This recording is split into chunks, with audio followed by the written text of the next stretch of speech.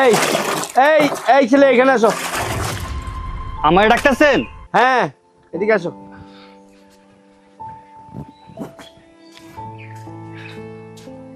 এই ছেলে, খামারের মালিক কোথায়? ডাক দাও। জি, আমারে কোন? কি তোরে বলবে মানে? স্যার কি বললো কানে যায় নাই তোর? বললো না খামারের মালিককে ডাক দিতে? আমি তো কইলাম আমারে কোন, কি কইবেন? দেখেছো কত বড় সাহস, ওর কত বড় সাহস। স্যার বলছে বারবার খামারের মালিককে ডাক দিতে, আর ও বলছে ওকে বলতে। অসভ্য কোথাকার, কত বড় সাহস। আসলে গাইয়া ভূত তো গাইয়া ভূতই থাকে। ছোট লোক কোথাকার, পড়ালেখা তো শিখে নাই, মানুষকে মূল্যায়ন করতেও জানে না। তোকে বলছে বারবার যে তোদের মালিককে ডাক দিতে, আর সে বলতেছে আমাকেই বলেন। তোকে কাজে নিয়েছে মানে তুই মনে করছিস যে এই খামারের মালিক তুই? না, আপনারা আমারে ভুল বুঝতেছেন। আমার তো কথা কইতে। তোরে কি কথা বলতে দিবে? কি কথা বলতে দিবে তোরে? তোরে বলতিছি না কানে যায় না তোর কথা, তুই আবারও কথা বলতিছিস? কত বড় সাহস! এখানে তোর সামনে কে দাঁড়ানো আছে তুই একবারও চিন্তা করেছিস? একবারও ভেবে দেখেছিস? তুই বড় বড় কথা বলছিস। আচ্ছা ম্যাম সাহেব, আমি বুঝতেছি না, আপনারা শুধু বলে যাচ্ছেন বলে যাচ্ছেন, আমার একটু কইতে দিবেন তো? তুই কি বলবি? তুই আরেকটা কথা বলবি, আরেকটা থাপ্পড় মারবো আমি তোকে।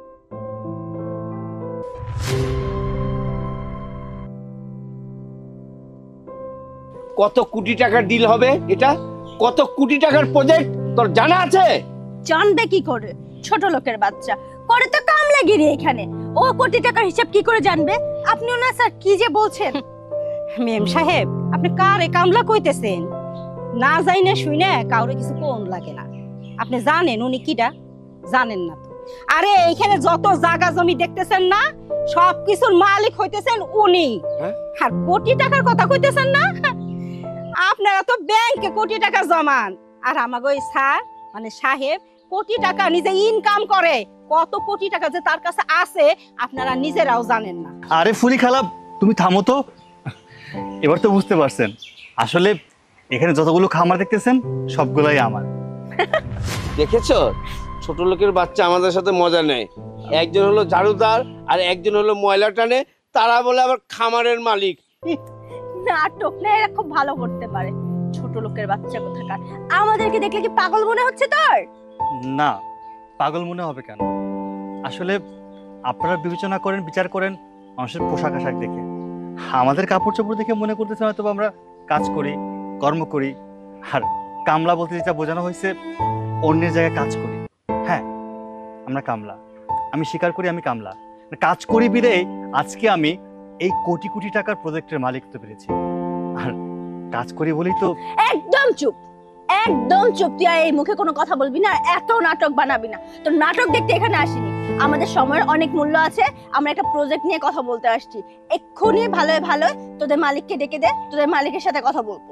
আমি একজন ব্যাংকের ম্যানেজার, হ্যাঁ? আমার কি সেই সময় আছে? কত ব্যস্ততার মাঝে আমি এখানে আসছি। যা তাড়াতাড়ি মালিককে ডাক দে। আরে আপনাদের মাথায় কি গিলু নাই? হ্যাঁ, বারবার বলতেছি যে এ মালিক এ মালিক, আপনারা শুনেনি না? আসলে কি মাথা আমাগো খারাপ হয় নাই, মাথা খারাপ হয়েছে আপনাকে দুইজনে। পোশাক আশাক ওই যে মানে কি বলবো, মডার্ন পোশাক আশাক পরছেন তো আপনারা বড় লোক হয়ে গেছেন, কোটিপতি হয়ে গেছেন। আর আমরা এরকম নরমাল পোশাক পরি, এই জন্য আমরা গরিব। শুনেন, পোশাক দেখে কখনো মানুষের বিচার বিশ্লেষণ করতে হয় না, আগে বিচার বিশ্লেষণ করতে হয় মানুষের মন দেখে। মাথা আপনাদেরই ঠিক নাই। আরে ফুলি খালা থামো তো। ওনারা দূর থেকে আসছে, আমাদের এলাকার মেহমান, ওনাদের সাথে এভাবে কথা বলা উচিত না আমাদের। স্যার, রূপা ফ্যাক্টরি থেকে ফোন দিয়েছে। আচ্ছা আচ্ছা, হ্যালো। হ্যাঁ হ্যাঁ, জি বলছিলাম। ও আচ্ছা আচ্ছা, আপনারা সবাই একসাথে বসুন, বেশিক্ষণ না, 10 মিনিটের মধ্যে আমি অফিসে চলে আসবো। ইটস ওকে, ওকে ওকে। আচ্ছা সবাইকে নিয়ে বসুন, হ্যাঁ আসতেছি আমি। আচ্ছা তুমি যাও, ওনাদেরকে আপ্যায়নের ব্যবস্থা করো। জি স্যার। আর ফুলি খালা, রাগারাগি বাদ দিয়ে যাও, তুমি তোমার কাজ করো। আচ্ছা, হ্যাঁ আপনাদেরকে বলছি, আপনাদের কোনো সন্দেহ থাকে আপনারা ভালো করে যাচাই বাছাই করে আপনি এলাকাবাসীকে জিজ্ঞেস করবেন যে এই প্রজেক্টের মালিক কে, তারপর দেখা করতে আসবেন, ঠিক আছে? আর ম্যাডাম, আপনি আমার কাছে থাপ্পড় মেরেছিলেন, বিষয়টা মাথায় রাখবেন। যাচ্ছি। মিস্তানা, আমরা কি ভুল করে ফেললাম? আরে স্যার আপনি কি বলছেন? আমরা কেন ভুল করব? ও পোশাক আশাকের অবস্থা দেখেছিলেন? আমরা কোনো ভুল করছি না। তার চেয়ে ভালো হবে আমরা চলেন অফিসে যাই, অফিসের দিকে গেলে বুঝতে পারবো। হ্যাঁ কথা ঠিক বলেছো, চলো অফিসের দিকে যাই। আসো। স্যার আসুন।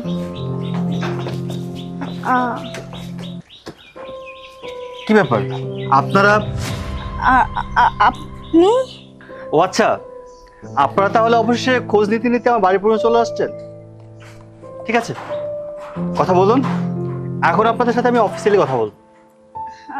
স্যার আমরা হচ্ছে একটা প্রজেক্টের ব্যাপারে আপনার সাথে কথা বলতে এসেছিলাম, একটা ডিল করতে এসেছিলাম স্যার আপনাদের সাথে, আপনাদের এই ফার্ম নিয়ে আর কি।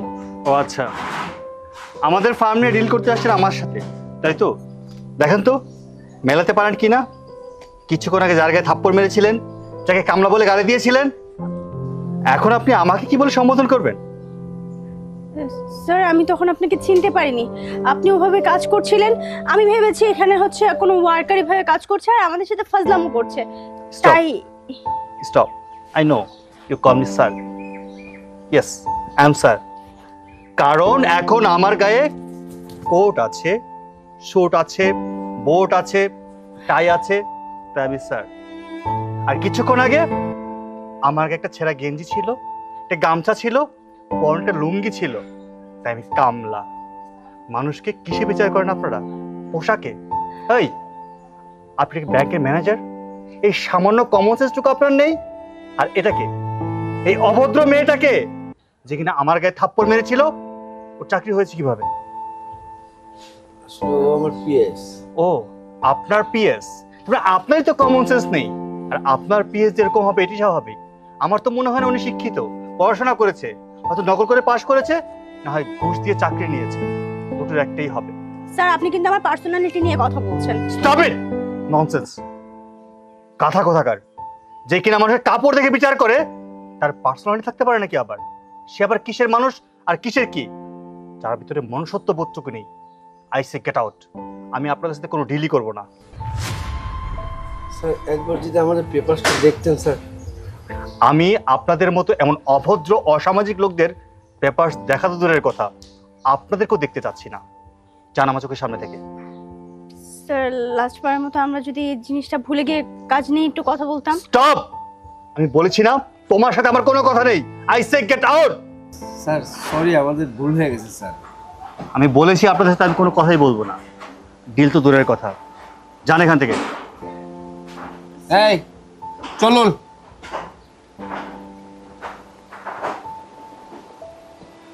পুরো দিনটাই মাটি করে দিল। ছি ছি ছি, মানুষ এতটা নির্বোধ হতে পারে যেখানে মানুষের পোশাক আশাক দেখে মানুষকে বিবেচনা করে। স্যার আপনার মিটিং এর লেট হয়ে যাচ্ছে। চলো। বাজান রে, আমাগো থাকা নিয়ে তোর চিন্তা করুন লাগবো না। তোরা খাটে থাকিস, আমরা দুই বুড়া বুড়ি নিচে থাকুন। কি আপনার কি বিন্দু পরিমাণ লজ্জা শরম বলতে কিছু নাই? পোলার বউ থাকবো যে এই রুমে, আপনারা শ্বশুর শাশুড়ি এসে এই রুমে থাকবেন। বিবেক বুদ্ধি সবকিছু কি লোপ পাইছে আপনার গো? আচ্ছা আর কতক্ষণ বসে থাকুন? এখন পর্যন্ত তো আইলো না। ওই আর একটু দেখি আইবো তো। আমার রাত 12টা বাজে তো গ্যাস চলে যাবো। আচ্ছা রাখো তো। খালা, খালো কেমন আছেন? আছি মা, ভালোই আছি। তুমি কেমন আছো? ভালো আছি। তো কম নাইছে? মেলাক্ষণ আইছি, এই যে এসে বসে রয়েছি। আমার পোলার বউ তো আসে না, ঘরে তালা দিয়ে রাখছে, তাই ঢুকতে পারতেছি না। হো, ভাই ভাবে তো এত তাড়াতাড়ি বাসায় আইবো না। হ্যাঁ গো, তো ছুটে আইবো সন্ধ্যা 7টায়। আজকে আবার তারা নাকি ওভার টাইম করবো, এই লিগে আইতে দেরি হইব। ও ও মা, এখন কত বাজে? 6টা 15 বাজে। 6টা 15? এখন পর্যন্ত তো মেলা টাইম। এত সময় কি করো? এখানে বসে থাকুম। ওই আর যাবো হানি, বহন তো লাগবোই। খালা, হ্যাঁ একটা কথা কই, এনে বইসা না থেকে আমার রুমে চলেন। আমার রুমে গেলে ওই একটু রেস্ট মেস্ট নেবে না, তারপরে আবার আইবে না রুমে। না মা, তুমি কইছাও তাতেই আমি খুশি হয়েছি। আসলে ওই যে তুমি ফোনে কইলা না গ্যাস চলে যাইব, তোমার রান্ধন লাগবে। তুমি যে রান্ধো, আমরা দুজনে এইখানেই বসে থাকি। পোলার বউ আসলে ঘরে ঢুকো। আচ্ছা আমার ঘরে কিন্তু যাইয়েন। হ্যাঁ আচ্ছা।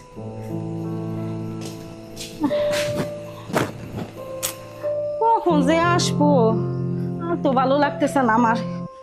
ওই আর একটু দেখি আইবো তো। ওরে, আমি তো বড় কাহিল হয়ে গেছি, আর বইয়া থাকতে পারতেছি না। আমার কি শুইবার মনে কইতেছে একটু। এখানে শুবে কোন জায়গায়? এক কাজ করো, তুমি আমার এই জায়গায় মাথা দিয়ে শুয়ে থাকো। আচ্ছা তাও ভালো ঠেকবে না।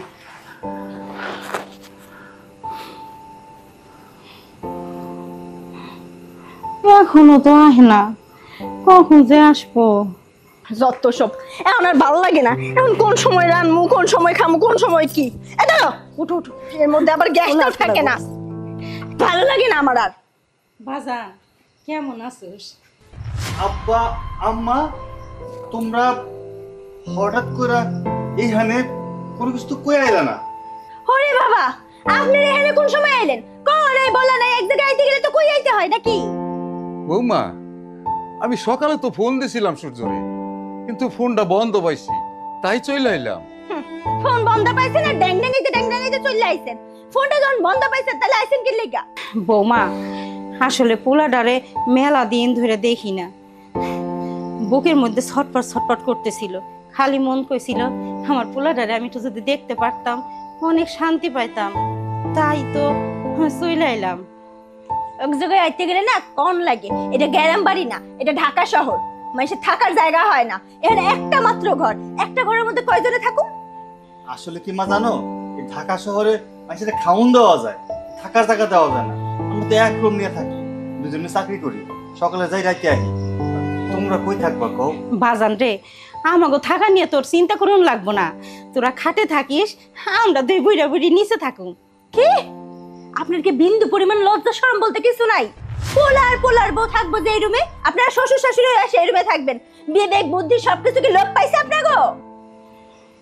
আচ্ছা মা, তোমরা আইবা, ফোনে যেহেতু পাও নাই, পরে ফোনে যোগাযোগ করে রাখতে পারতা।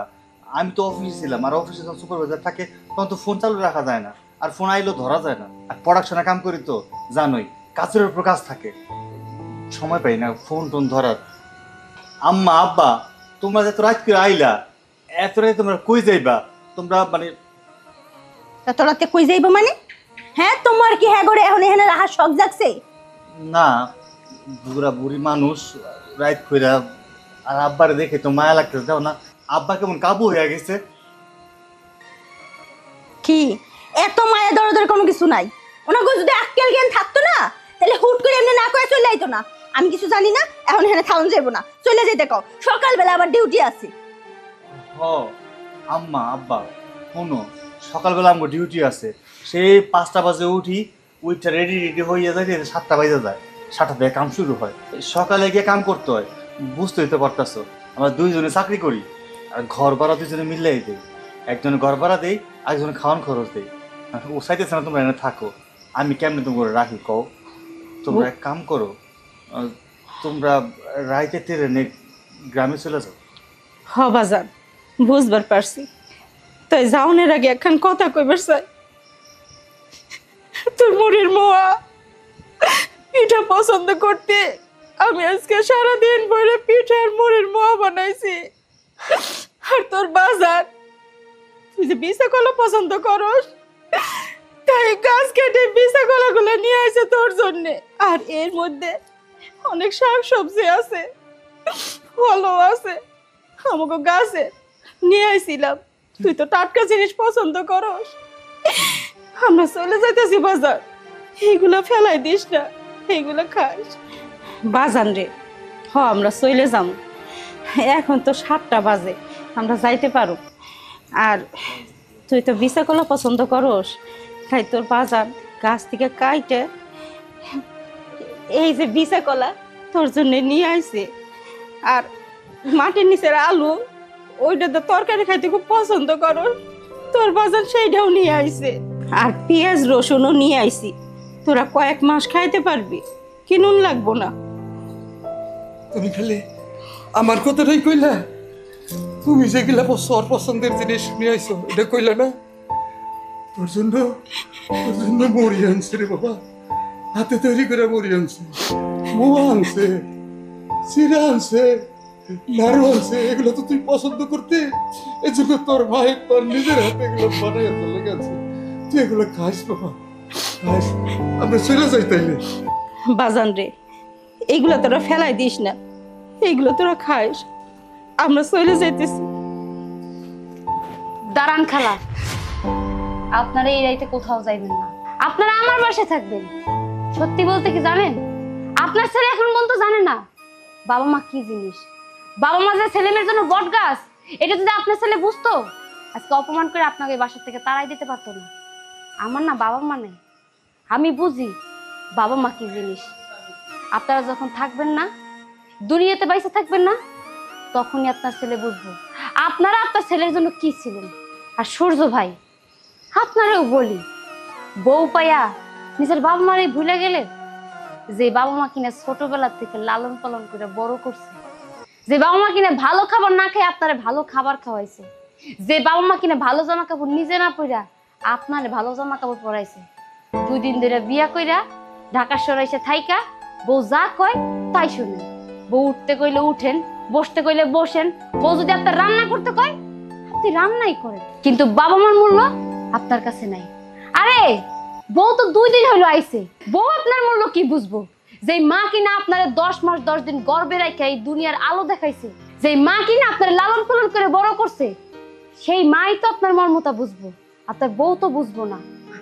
এখনো সময় আছে, মারে মার জায়গায় রাখেন আর বউরে বউর জায়গায় রাখেন, তাইলে পরে সংসারে শান্তি ফিরে আসবো আর আপনার জীবনেও শান্তি ফিরে আসবো।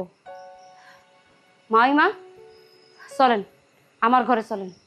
আপনার ছেলের ঘরে আপনার জায়গা না হইতে পারে, কিন্তু আমার ঘরে আপনার জায়গা হইব। মারে তাহলে এইগুলো তোমার ঘরে নিয়ে যাই। না খালা, এগুলো আপনাই আপনার ছেলের জন্য নিয়ে আইছেন, এগুলো ওরাই খাইব। আসেন আমার ঘরে, আসেন আসেন খালা। কোথায় আছে না মায়ের সে মাসি দরদ বেশি ওই অবস্থা হইছে। এই দেখো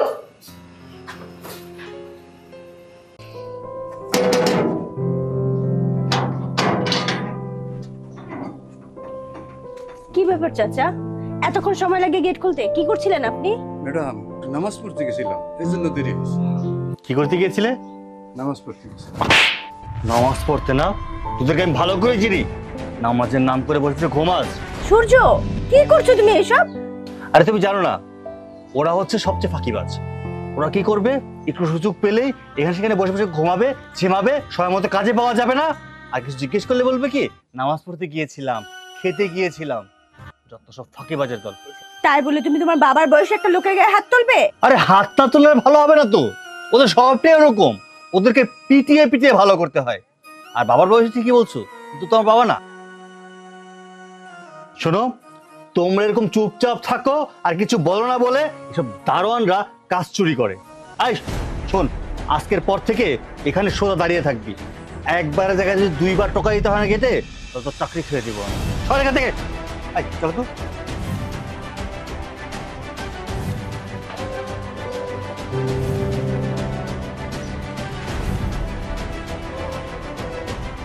আসো আসো, তাড়াতাড়ি আসো।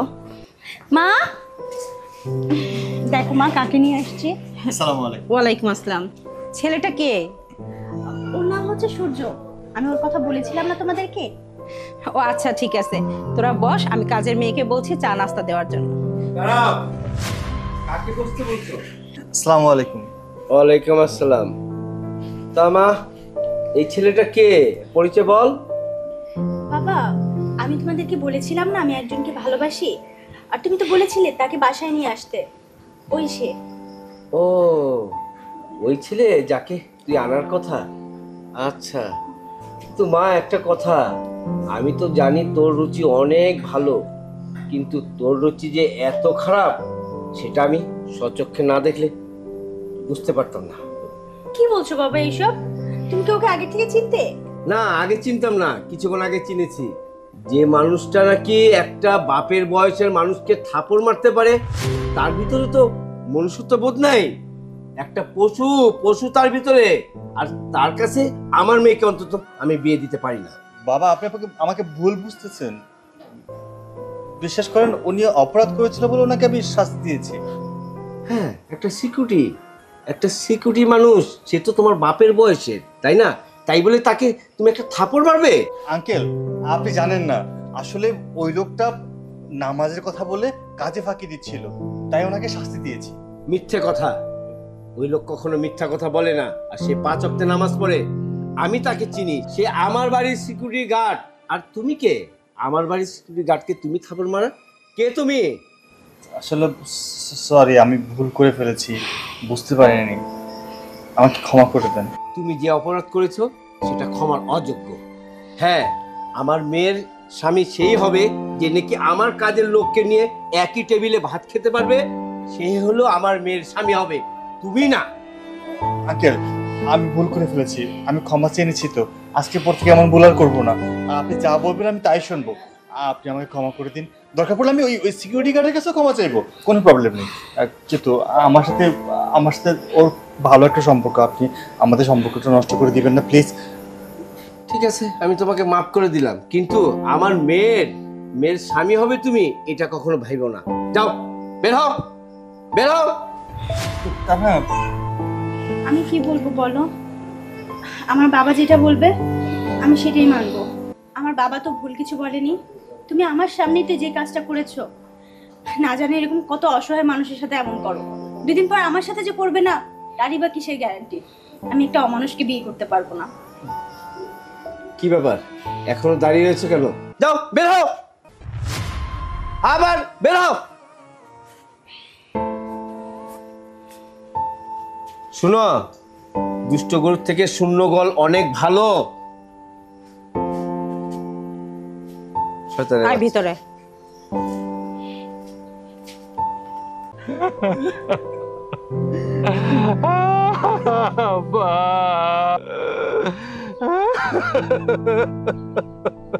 বাবজি, কাইন্দার কি হইব?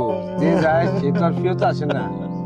এখন এই লাজরে গোসল করাইতে হইব, তারপর যাই একটু হুজুরের কাছে। কোন সময় কখন দিলে ভালো হইব সেটাই তো বলতে হইব। বাবা, কান্নাকাটি করো না, আমি যাইতাছি হুজুরের কাছে, ঠিক আছে? দাঁড়ান, এই লাশ দাফন দিতে দিব না।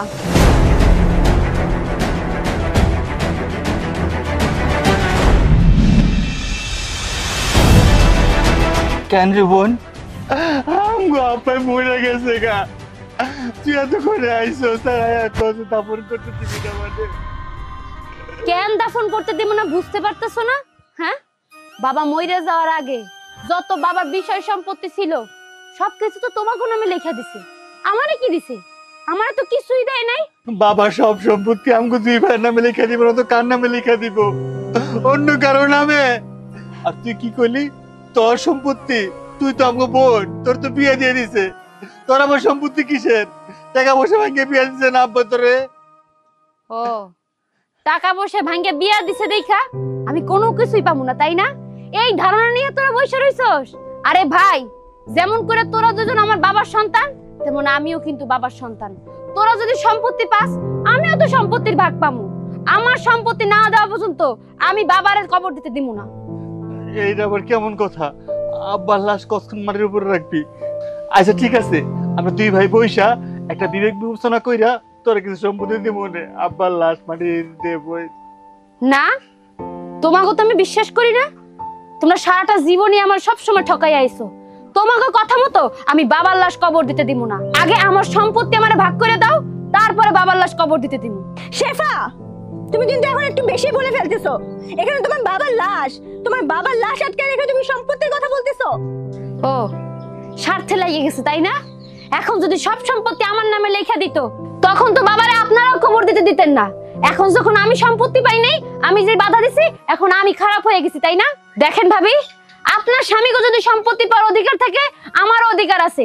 আগে আমি আমার সম্পত্তি বুঝা নিমু, তারপরে বাবারে কবর দিতে দেব, এর আগে না। ঠিক আছে, তোমার কথা তো বুঝলাম, তোমার ভাই তো বলছে এটা নিয়ে পরে কথা বলবে। এখন কি লাশ আটকে রেখে এগুলো কথা বলার সময়? আর উনি তো তোমার বাবা ছিল। আর তুমি জানো না, লাশ বেশিক্ষণ আটকে রাখতে হয় না, যত তাড়াতাড়ি সম্ভব লাশকে দাফন করতে হয়। ও, এখন সেটাং কথা কইতেছেন।